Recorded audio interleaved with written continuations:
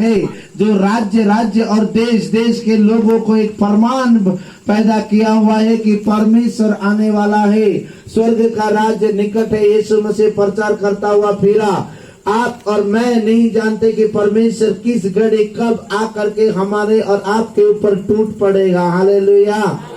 लेकिन दुष्ट शक्तियां जानती हैं कि के परमेश्वर परम प्रधान के इकलौते पुत्र यीशु नासरी, क्या तू समय से पहले हमें दुख देने आया है?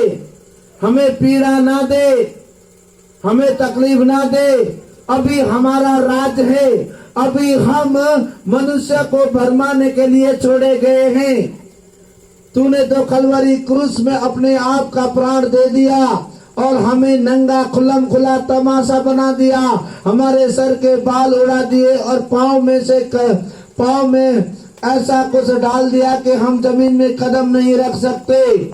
हम न पृथ्वी के रहे न आसमान के रहे, परंतु आकाश से नीचे पृथ्वी के ऊपर जो दूसरा आसमान है उसमें हम फिरते रहते हैं, उसमें हम घूमते रहते हैं। हम अपनी मर्जी से किसी के अंदर घुस गए तो तू हमें निकालने के लिए आ गया। हालेलुया। अरे जोर से बोलो, बोलो यीशु मसीह की।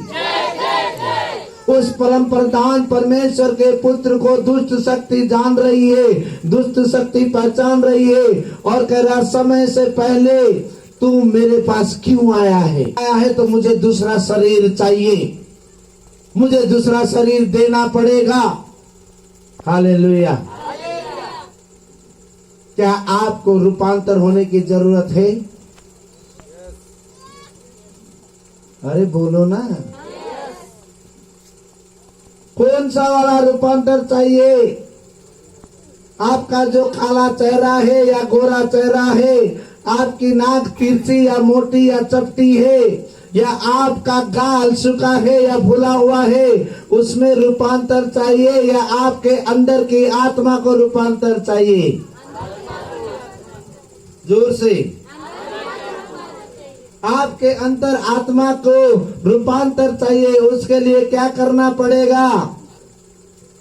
यीशु मसीह ने कहा यूहन्ना की किताब 2 अध्याय में, हे स्त्री, हे नारी, मुझे तेरा क्या काम, अभी मेरा समय नहीं आया है। हालेलुया। निकालो यूहन्ना की किताब 2 अध्याय है, वहां पे देखो गलील में वहां शादी है। जल्दी से पढ़ो। फिर तीसरे दिन गलील के काना में किसी का विवाह था। फिर तीसरे दिन गलील की, इधर देखो, मैं सुंदर नहीं लग रहा हूँ क्या? लग रहा हूँ ना?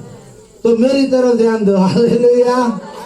फिर गलील, तीसरे दिन गलील के झील के किनारे एक शादी थी और वहां पर यीशु को बुलाया गया, मरियम को भी बुलाया गया, साथ में चेले भी आ गए खाने के लिए। खबर नहीं थे वो, पर पेट में तो भूख लगती है ना रे बाबा, नहीं लगती? अरे जोर से बोलो। जैसा गुरु है वैसे चेले हैं। हालेलुया। अगर गुरु किसी नदी के किनारे जाएगा तो चेला किधर जाएगा? पहाड़ की ओर। किधर जाएगा? नदी के किनारे जाएगा। यदि कहीं खाना के लिए उसको गुरु को बुलाया है तो क्या चेले भूखे रहेंगे? चेले भी गए। प्रभु के दास, हमारा गुरु, उत्तम गुरु, सबसे अच्छा गुरु पहली बार में जा रहा है काना देश में शादी ब्याह में, तो हम क्यों न वहाँ का जो खाने का स्वाद है हम चख लें। हालेलुया। टेस्ट बदलने के लिए चले गए। शादी में अच्छा खाना बनता है ना रे बाबा। हालेलुया। इसलिए खाने के लिए चले गए। माँ बाप को बुलाया तो बेटी बोलती पापा मैं भी जाऊंगी, तो खाना अच्छा मिलेगा उधर। हालेलुया। क्या अपने घर में नहीं खाती? हालेलुया। पढ़िए। और यीशु की माता भी वहाँ थी।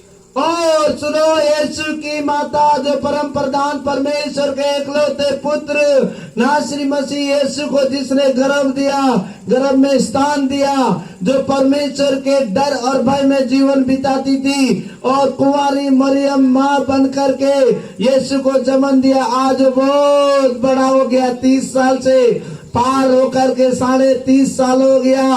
वो आज यीशु की माँ गलील के झील के किनारे जो शादी है, चेलों के साथ यीशु आया, यीशु के साथ उसकी माँ भी वहां पधारी हुई है। हालेलुया, बोले आगे। जब दाखरस घट गया तो यीशु की माता ने उससे कहा, उनके पास दाखरस।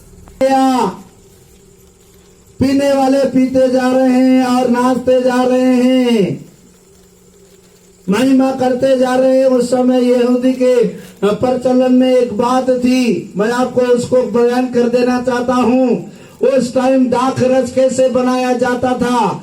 दाखरस को काले अंगूर को सूखा दिया जाता था, सुखा करके उसको कूटा जाता था। कूटने के साथ 12 साल तक एक टोकरी में जमीन में मिट्टी खोद करके इस टोकरी में उसका जो रस है, कूट कूट के जो रस बनाया जाता था, उसको जमीन के अंदर गाड़ दिया जाता था। उसके बाद में निकाल के उसको धूप में सुखाया जाता था। ध्यान से सुनो।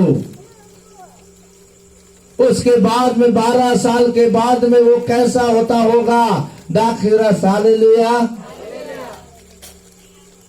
जब वो पिया जाता था, जब इसको पिलाया जाता था, वहां से निकाल करके पानी में छान करके दिया जाता था और जो भी पीता था वो झूमने लगता था। हालेलुया। और कुछ दाखरस तो पानी में वो बना करके उसको गाढ़ा पका करके उसको सुखाया जाता था धूप में और उसको कड़क बना दिया जाता था। जब कोई घर में आए, जब किसी को पीना हो तो पानी में आधा घंटा डुबो के वो अच्छी तरह से घुल जाता था, फिर उसको छन्नी में छान करके ले जाके सामने रख दिया जाता था और वो पी के मगन होता था। हालेलुया। उसकी बनाने की प्रक्रिया बहुत बड़ी थी। दाखरस कैसे बनाया जाता था? अब यहाँ तो महुआ से बहुत कुछ बनाया जाता है। हालेलुया। वो हमारा विषय नहीं है। लेकिन जब काना नगरी में जब यीशु गया, उसकी माँ वहां थी, वहां पे दाखरस घट गया। बहुत सारे लोग पी के ताता थैया कर रहे हैं। मरियम को पता चल गया, अरे बाप रे, दाखरस खत्म हो गया।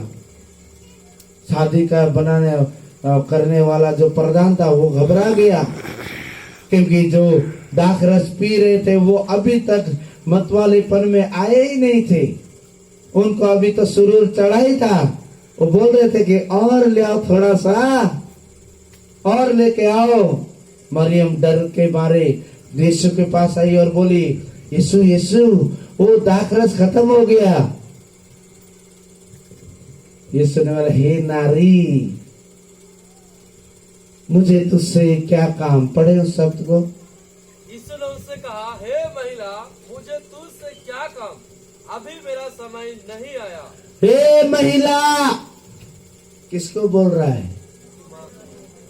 जिस माँ ने 9 महीने गर्भ में उसको रखा, जिस माँ ने पीड़ा और तकलीफ सह करके उसको पैदा किया, आज यीशु मसीह वहां पर उसको कोई भी औहदा नहीं दे रहा, अपनी माँ का दर्जा नहीं दे रहा, क्योंकि यीशु मसीह उसके गर्भ में रहा जरूर, उसके जीवन से वो जुड़ा जरूर था। पानी का बपतिस्मा लेते समय एक प्रकाशन हुआ था। लूका रचित सुसमाचार 3 अध्याय का 1-2 वचन में यदि आप पढ़ेंगे तो वहां लिखा हुआ है, जब यीशु मसीह पानी का डुबकी लगा कर निकला तो आकाश खुल गया। हालेलुया।